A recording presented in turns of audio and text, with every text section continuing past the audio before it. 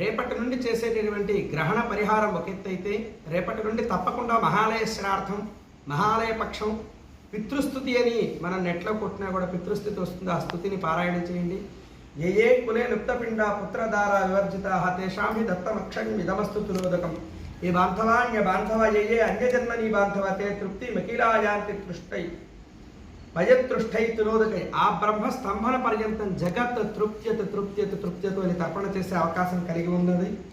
ఏషాం నమాత నపితా నబంధుర్నాన్య గోత్రిణ తే సర్వే తృప్తి మయాంత వయతృష్టై కుశోదకై. ఎత్ర త్వచరం సంస్థానం క్షుతృష్టౌతాత్మానం తేషాం హి దత్తమక్షయం ఇదమస్తు తురోదకం.